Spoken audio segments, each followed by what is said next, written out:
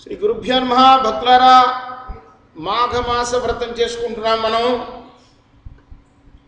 ఈ మాఘమాసంలో ఈరోజు రెండో రోజులో ప్రవేశించాం. ఇప్పుడు మాఘ పురాణం నుండి రెండవ అధ్యాయాన్ని మనం చెప్పుకుందాం. నమః పార్వతీపదే హరహర మహాదేవ, లక్ష్మీపదే శ్రీహరి మహాదేవ. వశిష్ఠులు వారు చెప్తున్నారు దిలీప్ మహారాజుకి ఈ మాఘ పురాణాన్ని. దాన్ని నేనేమి కొత్తగా చెప్పట్లేదు. ఇంతకుముందు పార్వతీదేవి అడిగిన ప్రశ్నలకు శివుడు చెప్పిన సమాధానాన్ని నీకు చెప్తున్నాను. ఒకప్పుడు పార్వతీదేవి అడిగింది మాఘపురాణం గురించి, అదే చెప్తున్నాను నేను. సూర్యుడు మకర రాశిలో ఉండగా మాఘమాసంలో ప్రాతకాలంలో ఏ మనుష్యుడైతే స్నానం చేస్తాడో వాడు సకల పాపాల నుండి కూడా విముక్తుడవుతాడు. కనీసం ఆవు పాదం తడిసే లోతున్న నీళ్ళల్లో అయినా సరే చేయాలి. ఊరు బయటకు వెళ్ళి చేయాలి స్నానం.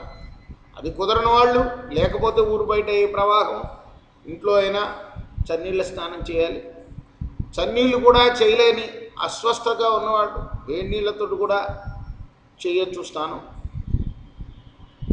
ఆ తర్వాత ఈ మాసంలో కనుక ప్రయాగ లాంటి క్షేత్రంలో స్నానం చేస్తే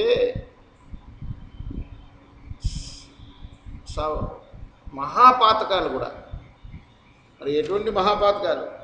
బ్రహ్మహత్యాది, బ్రాహ్మణ్ణి హత్య చేసిన పాపకం, సువర్ణం దొంగిలించిన పాపం, గురు భార్యతో సుఖించిన పాపం, మద్యం దాగి పరస్త్రీలతో క్రీడించిన పాపం, జీవహింస చేసిన పాపం, ఇవన్నీ కూడా తొలగిపోతాయి ప్రయాగ క్షేత్రంలో కనుక స్నానం చేస్తే.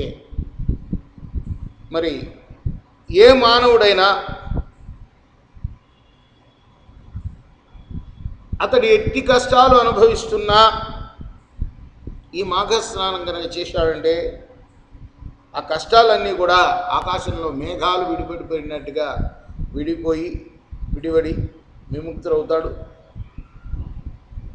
ఎవడైనా తెలిసి చేసినా తెలియక చేసినా మాఘమాసంలో నదీ స్నానం, దానివల్ల అశ్వమేధయాగం చేసినంతటి పుణ్యం లభిస్తుంది. ఇంకా ఈ మాసంలో స్నానం చేసిన తర్వాత శివాలయంలో కానీ విష్ణాలయంలో కానీ అక్కడికి వెళ్ళి ఆ ప్రాంగణంలో ఎక్కడైనా సరే ఒక దీపాన్ని వెలిగించితే ఇంకా వాడికి పునర్జన్మ అంటూ ఉండదు, ముక్తి కలుగుతుంది అని చెప్తున్నాడు శివుడు పార్వతీదేవి. మోక్షం పొందాలంటే ఈ జన్మ అంతా కూడా ప్రతి సంవత్సరం వచ్చే మాఘమాసంలో ఇలా చేస్తే తప్పనిసరిగా మోక్షం ఏర్పడుతుంది పార్వతి.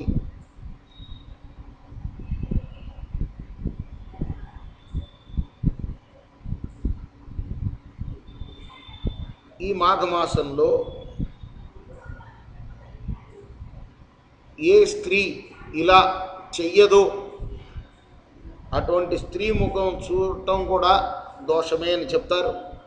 అంటే మాఘస్నానం ప్రాతకాలంలో మాఘమాసంలో స్నానం చేసి దీపం వెలిగించుకోకపోతే కనీసం గుళ్ళోకి వెళ్ళలేకపోయినా తులసి కోట దగ్గరైనా దీపం వెలిగించుకోవాలి.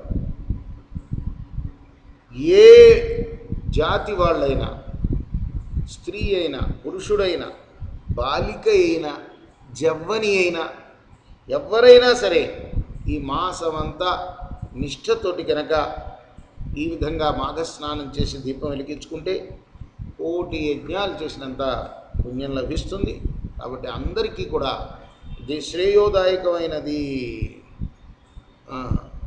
ఇంకా స్వామి చెప్పారు, ఈ 12 మాసాల్లో, సంవత్సరంలో ఉండే 12 మాసాల్లో మాఘమాసం చాలా గొప్పది.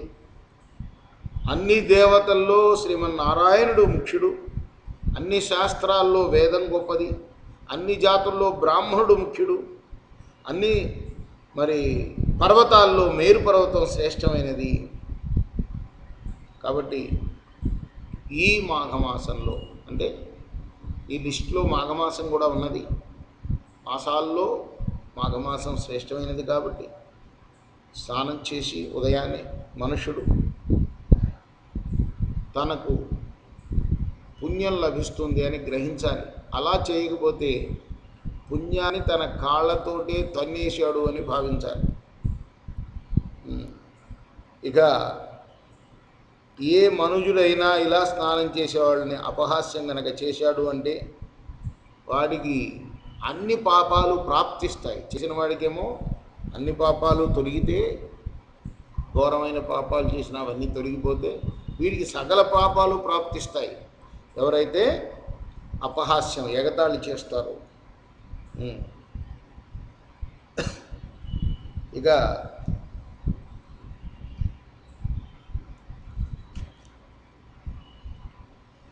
పాపము దరిద్రము నశించాలన్నా కూడా ఈ మాఘమాసం కన్నా పుణ్యమైన, మాఘమాస స్నానం కన్నా పుణ్యమైన కార్యం మరొకటి లేదు అని తెలుసుకో.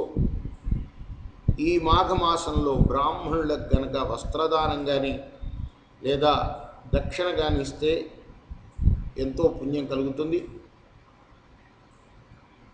బ్రాహ్మణ హత్య, పితృహత్యాది మహాపాతకాలు చేసిన వాడైనా సరే నిష్ఠతో కనుక ఈ మాఘస్నానం ఆచరిస్తే అన్ని రౌరవాది నరకాల్లో నుండి కూడా విముక్తులవుతాడు వాడు.